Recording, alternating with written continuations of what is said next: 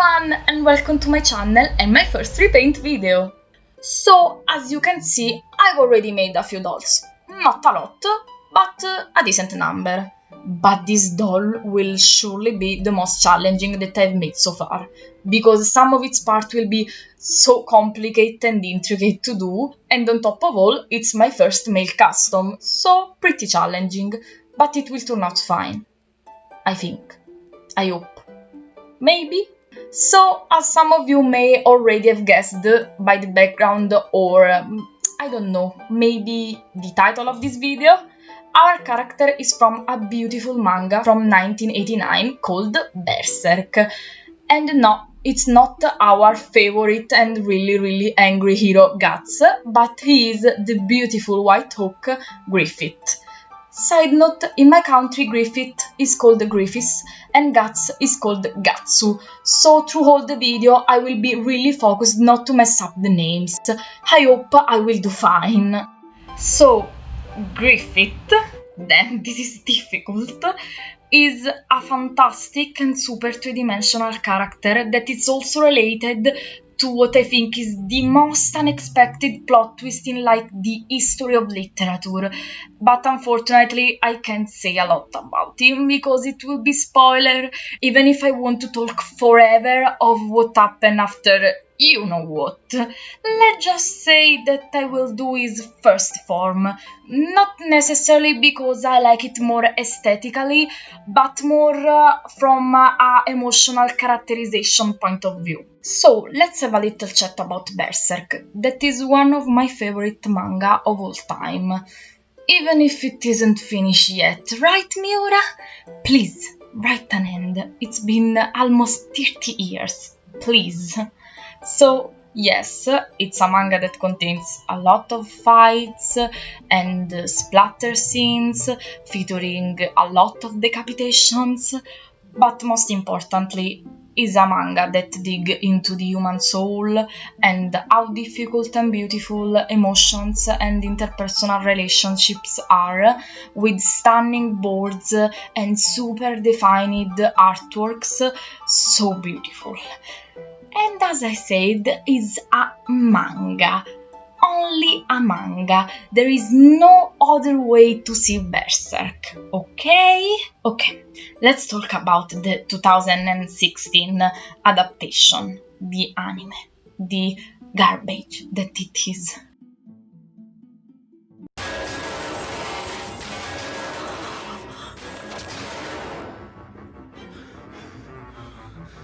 So, yes, you can't see Berserk like this, but maybe if you want to see it like an anime, you can see the original anime or the 3 films about the Golden Arc, but they lack a lot of events and plot. So I recommend to you to read the manga. But most importantly, if you want to see any type of Berserk adaptation of the manga, be really careful because it contains really explicit scenes and it's not okay for children or something like this. I know that I was really long about talking of Berserk and not the Repaint, but I really love it, and I also love to talk about how awful is the horrible 2016 adaptation. Now let's finally go to the Repaint. As you can see, I'm using a brand new doll. That is a thing that I don't really like, but let's just say that buying used Ever After Eye or Monster High male dolls from eBay wasn't really an option, because it wasn't convenient.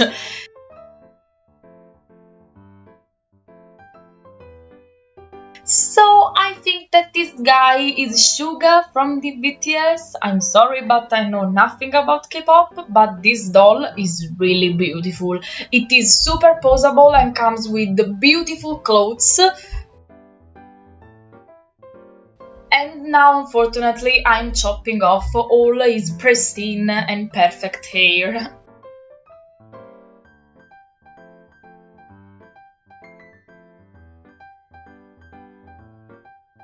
Now let's dunk him in hot water, because we are gonna behead him, yes! Someone said seed. That is what a too strong behaving cause. Now that we have only his head, and that's not creepy at all, use a paintbrush to scrape inside his head and remove all the plugs. And now take off all the excess hair with some pliers. And now let's do one of the things that turn out to be unexpected, I can say this word. Unexpectedly. Okay. One of the most difficult of all the repaint process, that was removing his face. So I took nail polish remover, but the face was unremovable. So at the end I had to scrape for like half an hour his face with my fingernails, and it wasn't really enjoyable to do. And after that, I simply paint his scalp ton of white to make his future hair looks more full.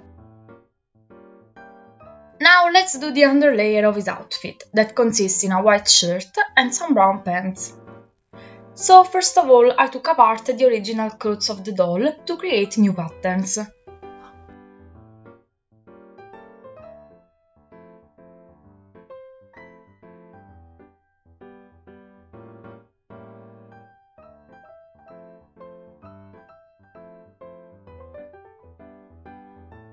Then I trace my patterns on the fabric with my super professional and totally not random chalk. Hem top and bottom of the two pieces. Place the two parts good side to good side and sew all the crotch part close, because the fabric is so elastic that we don't need any type of closure. Now let's sew close also the two parts of the legs.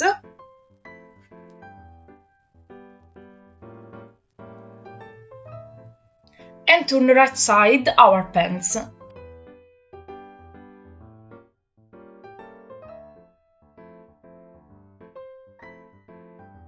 Now I want to show you how to simply dye fabric. Take some water and pour in it some fabric paint. Dip in this your fabric or some clothes and let it stay in there until it has absorbed enough colorant.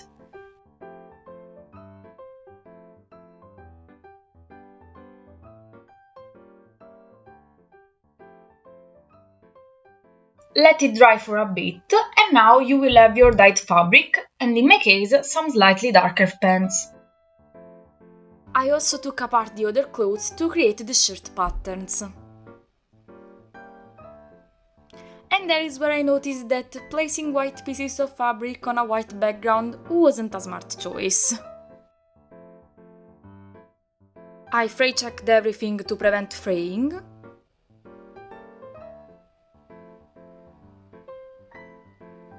I connected the front and the back pieces of the shirt.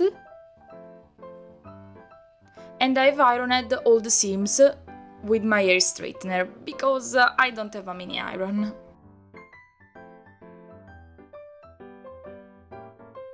I hemmed the bottom of the sleeves. And there is where I have done the most difficult part of making doll clothing, that is connecting the sleeves. Basically, it is done like this. It's easier to see than to say.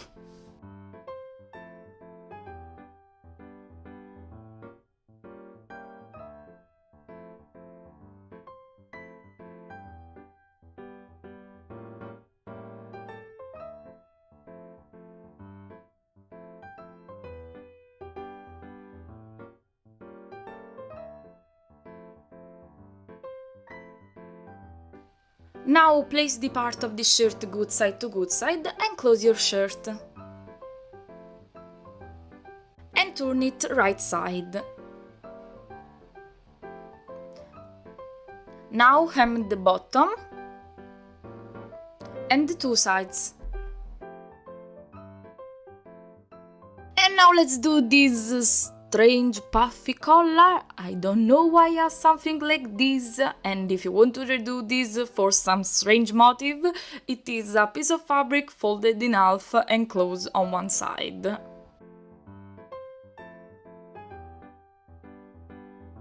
Now we gotta stitch it on the bottom. We sew it on the collar part of the shirt and we stuff it with some stuffing like yarn or cotton. And we close it with a ladder stitch, and now we have our puffy strange part. And now let's close the shirt with some clasp to finish it. Now I'm hemming these 2 squares of brown fabric and close them to create some tubes.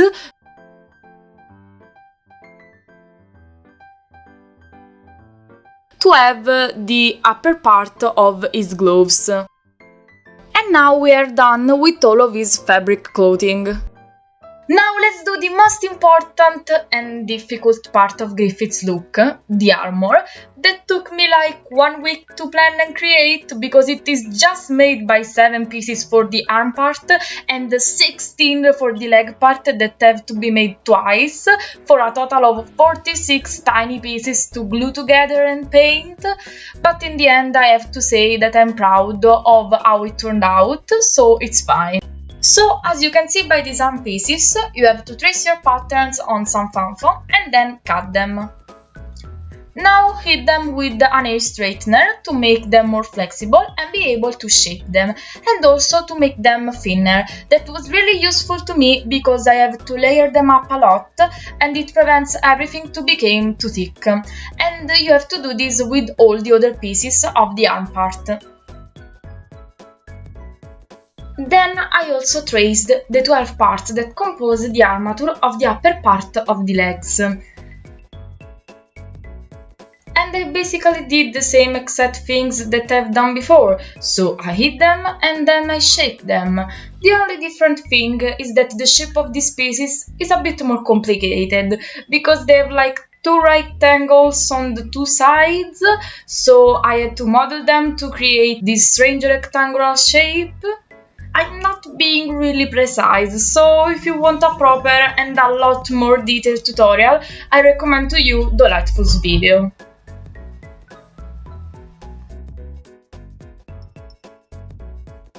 And after you have made little armor pieces for like 2 hours, you can finally place the last piece, that is this bigger one that goes above the knee. Now do the same things to the 3 parts that go on the lower part of the legs.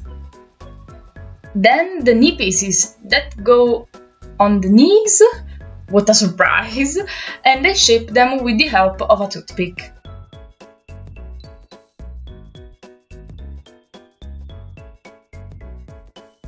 Now let's do the chest pieces. So, because I want them to stay thick, I use the candle method to make them flexible and shape them on my doll's body. And I totally risked many times to burn myself, but strangely I was lucky and it didn't happen. I did the same exact thing with the back part. Then I connected the 2 pieces with some thread. And now it's time to start gluing with super glue the 8000 armor detail made also with fan foam. Let's do a puzzle to assemble the arm parts.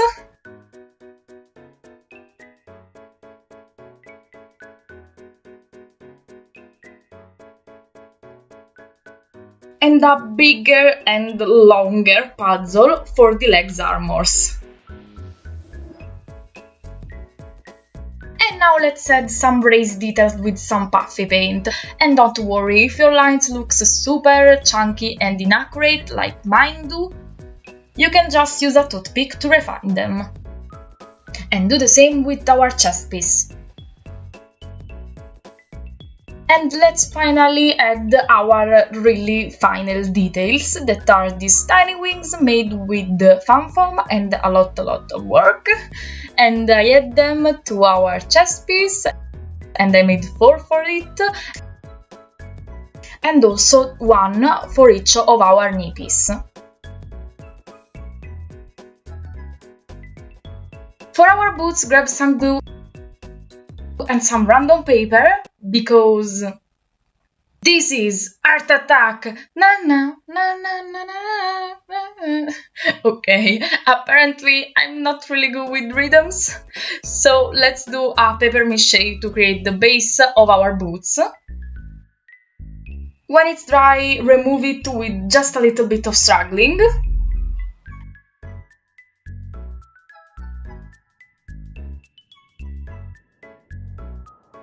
And bring out the big boy, the permanent and super strong air drying clay called Epoxy Sculpt. And because I don't really know what dangerous chemicals are in there, but I know there are, always use some gloves to handle it.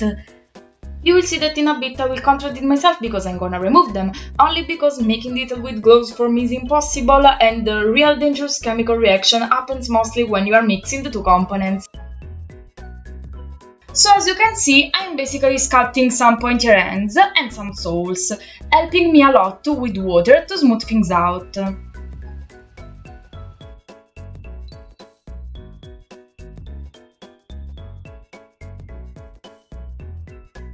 Here I'm also adding details to the sole, and later on we will decorate them. Since we have epoxy sculpt out, let's make some armor for our hands.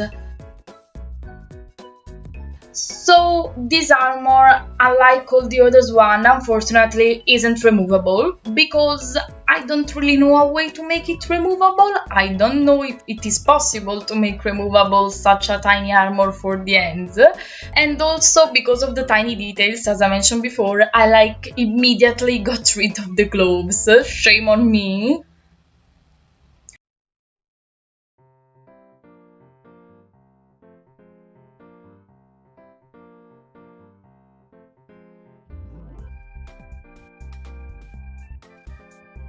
And in the end, I don't really know how much my sculpting resemble armor, but after the paint job I have to say that it got better, so it's okay. After we have assembled all of our pieces, it's time to paint them. So grab some metallic acrylic paint and paint everything with silver.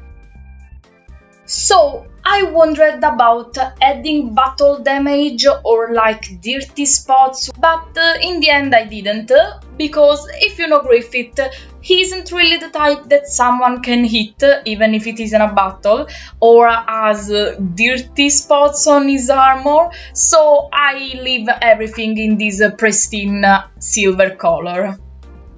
I also painted the hands, and this is how they turned out, not too bad, and I also painted the bottom with brown to resemble some gloves. And in the end, coat everything with some layers of a protective varnish. Now let's finish the boots by painting them with some brown paint. And adding all the details with fabric and laces, and I've also made some boot sprues.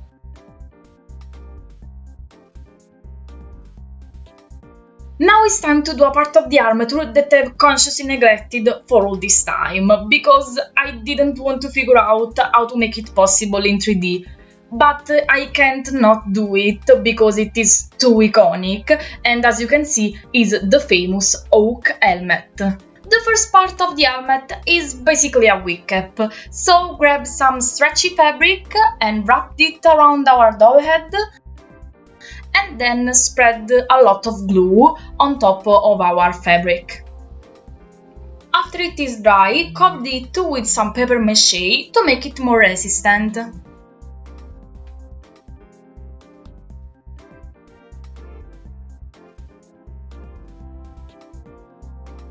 And you will obtain something like this.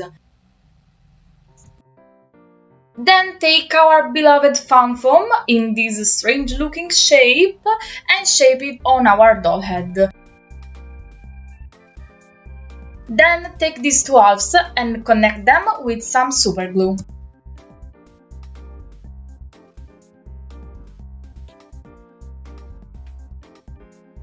Mark and cut the eye holes and control how everything lays down, and as you can see here I also made a jaw piece.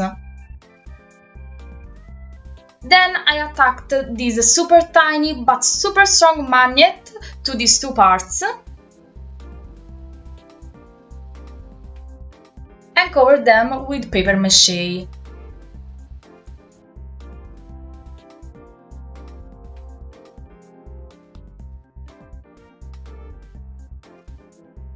And now simply blop some color on them.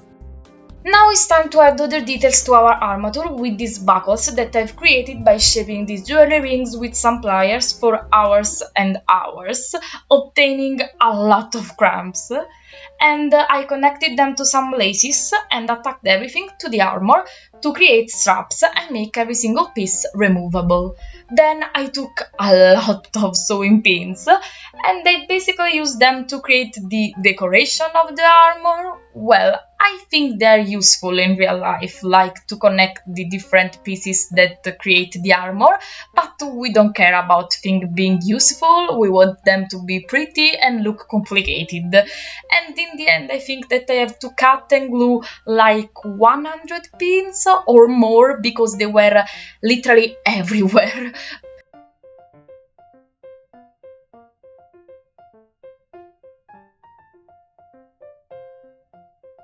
But in the end, I think that it turned out really similar to what Griffith wears, so it's okay. And I also finished the helmet by connecting all the pieces, with one part that can swivel on top of the one underneath, and adding details with the same sewing pins that we used before. Let's take a little break from the armature to paint gold some accessories that I made with polymer clay and epoxy sculpt. Now I'm adding this little detail to our chest armor to complete it and finish all the pieces of the armor. Oh my god, I'm so happy! It took so much to figure out how to make it and actually create them, but I'm really happy because they really resemble what Griffith wears, so I'm proud of them.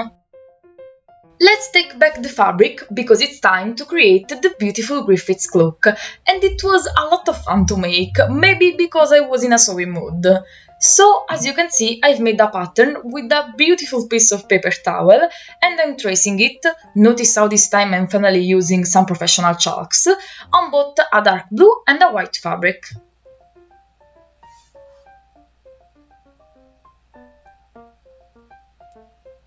Now I'm placing them good side to good side and I'm sewing all around the edges, leaving one part open to flip everything right side.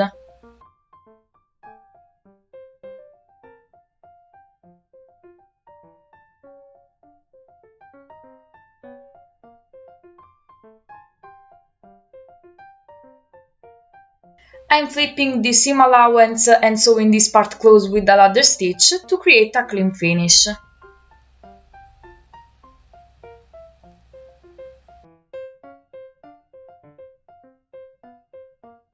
And now I'm ironing everything surprisingly with a true iron because the air straightener wasn't big or powerful enough. And here you can clearly see how bad I am at ironing.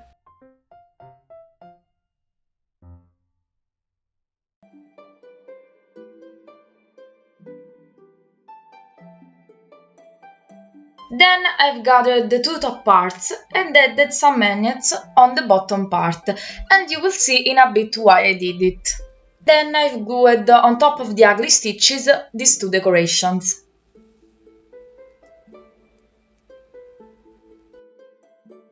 And as you can see, now the finished cloak is able to magically remain on the doll. Just kidding, it happens because I've attacked the other two magnets on the underside of the chest armor, avoiding that by removing the cloak you can see ugly attachments that ruins the chest part. Now it's time to create our really final accessories, the sword and its sheath.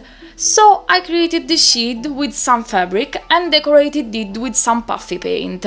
Then I've made the blade by carving some popsicle sticks, and the hilt was made in polymer clay, and it really challenges gravity. Then I painted the various parts with some gold and silver paint. Then I have connected the two parts that created the sword. But in reality we have another accessory, can you guess? Yes, it is our beloved beige. I really couldn't not make it. After all, it is intended to stay with Griffith forever and everywhere, no? And now we can finally assemble all of our pieces. I'm really proud that I managed to make everything removable, but I have to admit that the whole is not very stable and all the pieces tend to fall a bit. But it isn't really a big deal, because it is made mainly for display. So now you'll be probably wondering, why am I dressing an headless body? Well, at this point I had finished everything, but I didn't even started the face. Why? Because I was waiting for a freaking package that has arrived just the day after I finished the doll. How lucky, right? If you are curious, the package contains some gouache paints that I wanted to use because many customizers say that it is much more comfortable and easy to remove if you do some mistakes than acrylic paint. But in the end I had to arrange and I used the acrylics. So let's start the face up using a type of sealant. I used a mixture of water and Liquitex matte varnish applied with a sponge, because I have decided not to use Mr. Super Clear because I really don't like its toxicity, and in the end you'll see that for my face ups the pencil part isn't really important. So I started by blushing the face with some soft pastels and started sketching the face.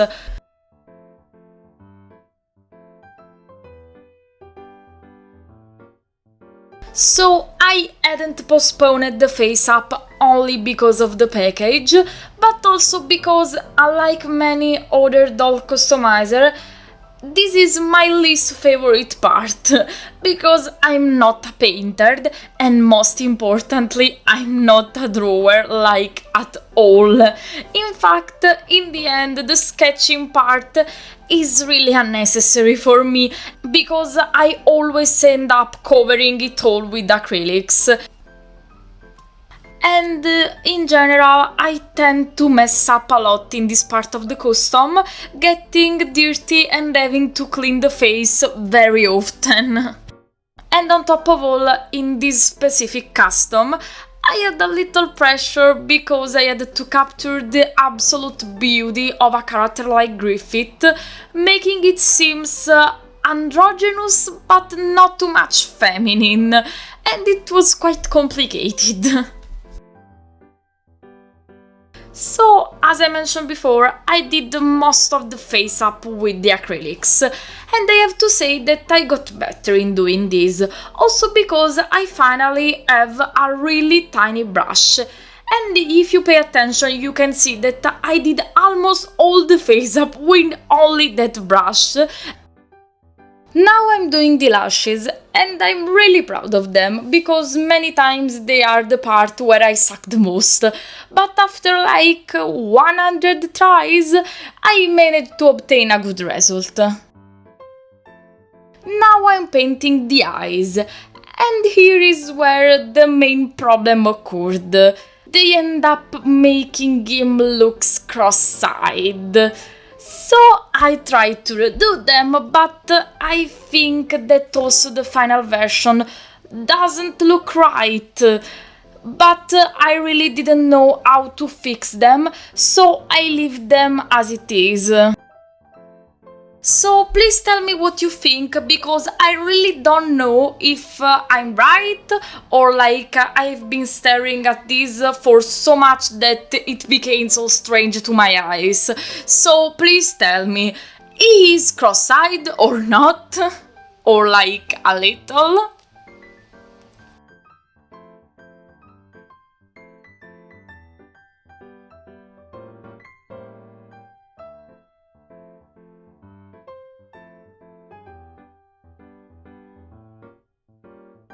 And now I'm adding the upper lashes. That was my first time doing them. In fact, it was a little risky to do because I didn't have a clear idea of how to make them, but they turned out really well in my opinion.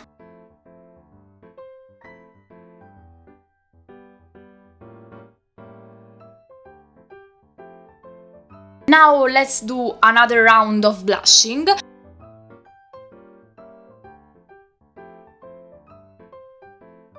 And then adding a little gloss to the lips. So, in the end, apart from the little cross-eying problem, I've nothing against cross-eyed people, it's just that Griffith isn't one. I think that it is quite similar to Griffith's face, and that it is my best face-up so far. So maybe it still sucks, but it sucks less than my other face-ups, so it's still better. Now it's finally time to create the super very last part of our doll, the hair. So let's grab some 100% acrylic yarn and cut it in various strengths. I'm using this Blu-ray of a beautiful anime to keep every piece of the same length. Now I'm binding them on a knitting needle.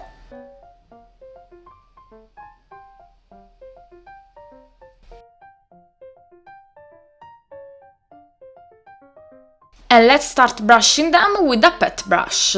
And I want to show you a tip that I've never heard anyone talk about. It consists of straightening the yarn after brushing it just a little and then restart brushing it completely. In this way the process will be much faster and the strands will turn out longer. And in the end you have to straighten another time the yarn to have beautiful silky wefts.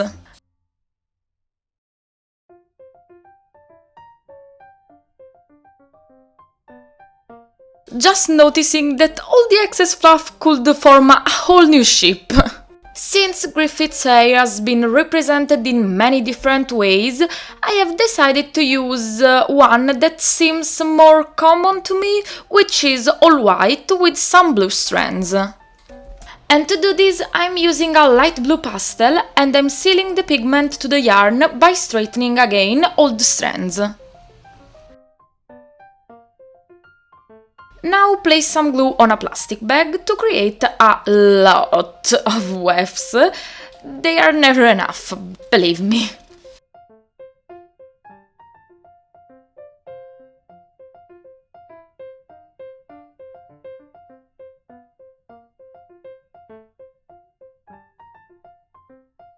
And peel them off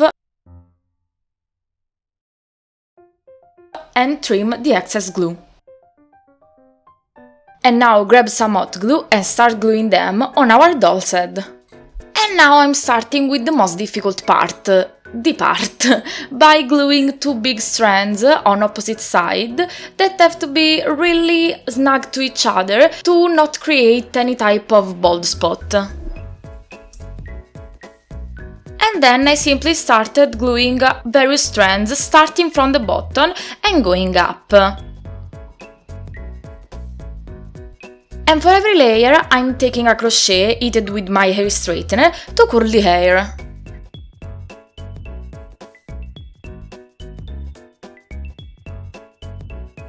Let's cut the bang.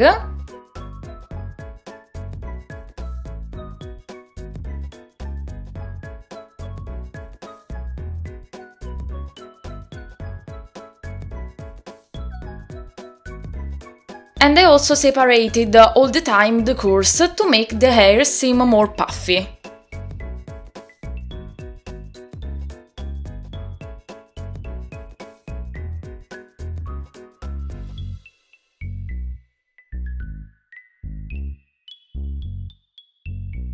After gluing the last strands, we can finally work on the part and make it flat with a heated knife and do the same thing with the bang.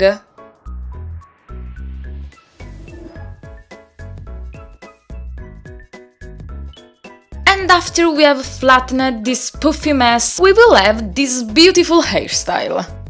Okay, if you look closer you can see that the part is a bit of a mess and they have become a little bit greyish and like dirty. I don't know why, but it's alright, no one is perfect, right? So now let's take the finished head and the finished body and connect them, hitting the head with an hair straightener. And after this super long video, which has almost become a movie, and nearly a month of work, here is Griffith.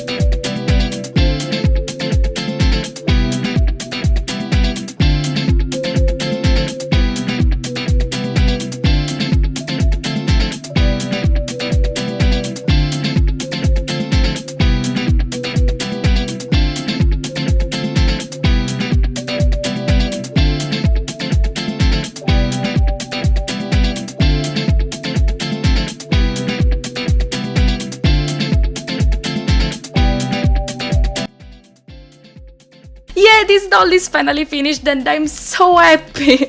Besides the maybe crooked eye and the fact that his hair looks more like the one of his second version, because his first version hair were a little too strange and complicated to reproduce, I'm so happy with the outcome.